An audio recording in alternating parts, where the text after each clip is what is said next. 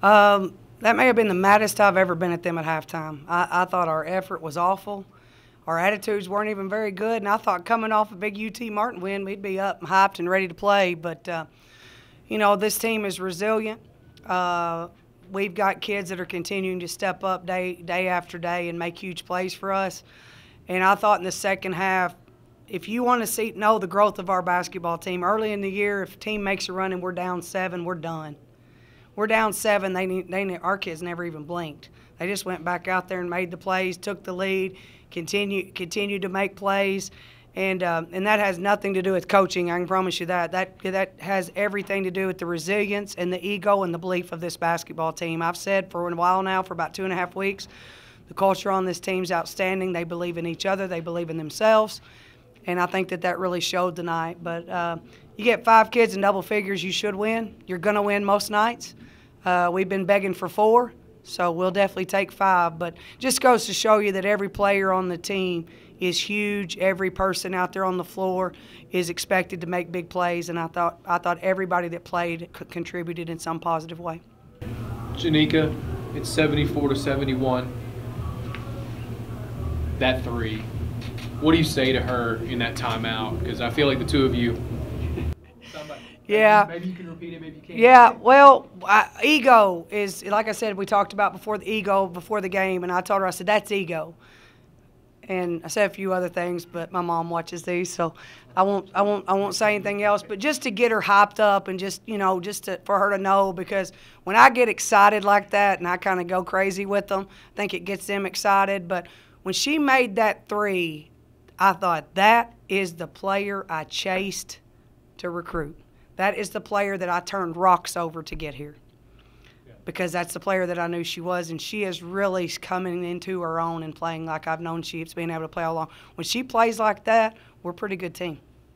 You're down 67-60. I know you've already talked about it. You outscored them 22-7 in the final 6 minutes to win this game. They didn't get a good shot, and you guys got all the good shots. What changed? Well, it's just our effort. I mean, defensively, we're usually really good. Defensively, we usually pride ourselves on, and we weren't very good defensively. We were giving up straight line drives, we were giving up offensive rebounds, or they were shooting 30 free throws. I mean, it was one or the other. But when we locked in defensively, we made them take tough shots. And then offensively, we remained aggressive, ran our offenses, found open seams, and made big shots. And that's the difference between a good team and a great team. That you're able to get defensive stops. We do a drill all the time at practice. It's score, stop, score. So you want to score, then get a stop, then come back down and score, because that's how you separate yourself. So in that last 6.5 minutes, we just focused on that. And we did a great job of continuing to get stops, but then continuing to score each trip down the floor. And then when we extended that lead, we continued to get stops, and that's the most important thing. 2 of 11 from 3 in the first half, and second half, the only person to miss a 3 was Macy. She missed? I mean, should I cut it? Janika, Evelyn, and Lex. Absolutely, absolutely. I met with Macy this week, and I talked to her about trying to average 8 trips to the free throw line the remainder of the year and the remainder of her career. She was very aggressive. She's very high basketball IQ, so she knows when we're in the bonus, and she knows how to get fouled and when to get fouled, and she did that. I think she was 9 of 11. I also met with Lex this week, and I said, Lex, look at these scores. When you make 2 threes or more, we win. I said, but, honey, it's asking a lot for you to make 2 out of 3 when you're only getting three off. I said, you've got to hunt the 3. You've got to be aggressive. You've got to get the 3 in transition. You've got to even shoot it when people in your face. And tonight, I thought she hunted that 3. I mean, she made the 2 of the 3 she made. Somebody was right there.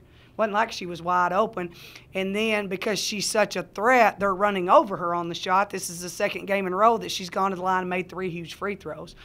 So those kids are capable of shooting, and when they make shots, that's big. And Janika, up until about a week ago, I think was shooting 22% from 3. And I don't know what's happened. I don't know if it's ego. I don't know if it's confidence or what. But I'd have to go back and look. But, I mean, kids shooting lights out from there. And so maybe that was a shot 2 weeks ago we didn't want her taking. I'm comfortable with her taking it now because, I mean, she just shoots it with so much confidence. First half defensively, it seemed like they were picking apart your zone. What were they doing that was making it so effective on their offense? we were just giving up a lot of penetration off his zone. Normally we play zone because they don't have very many shooters, but they were scoring points in the paint at will. And a lot of that was because I thought of our effort. I didn't think our effort was good defensively, and I felt like that we were giving up too many easy baskets and too many easy cuts. But I tell you, in the stretch, I guess the six and a something stretch in the fourth quarter, one of the things I did is I said, we're going to play man, and if your girl scores, it's on you. If your girl gets a rebound, it's on you. And I challenged them. And maybe making that defensive change was something that helped us. And Coach Guffey actually, was saying, I think we need to go man. They're hurting our zone. They're hurting our zone. And I was like, I don't know. But that's what assistants do. They plant that in your head. So at that 6-minute mark, I said, you know what? You're right. We got to go man. We got to guard our man. We got to play tough. And that's what we did. You guys committed a lot of turnovers there in the first half where SEMO, that's how they got back to the game. You're up 15-7. Looks like you might coast all the way to the finish. That final 10 minutes, 0. We're very capable of doing that, but we're also very capable of throwing the ball all over, and I don't really know why. I think the difference is when we turn the ball, and I know this is going to be backwards to what people would mostly say, but we turn the ball over when we're not aggressive. Offensively, when we're kind of back on our heels, ball above our head, kind of trying to make the perfect play, we turn the ball over a whole lot. When we're aggressive and we're attacking, we don't turn the ball over nearly as much, and you would think that it would be opposite, but we're kind of unorthodox a little bit in that. So I thought the reason that we didn't turn the ball over late especially is because we were in attack mode. I know we'll talk a little bit more about it next week, but you guys were picked to finish last, and you're 8-8.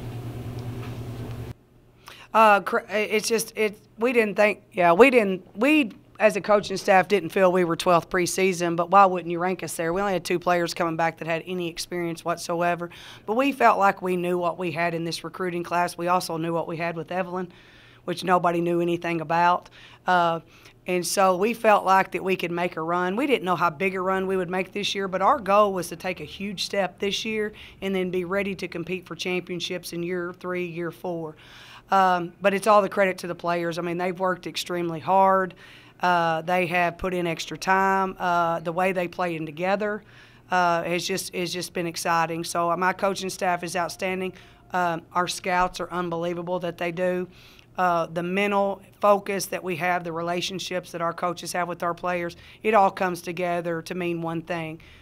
The culture of this basketball team is where we need to be a winner. We just got to continue to play that way. How big is this 2-0 weekend for your hopes to? It's huge, huge.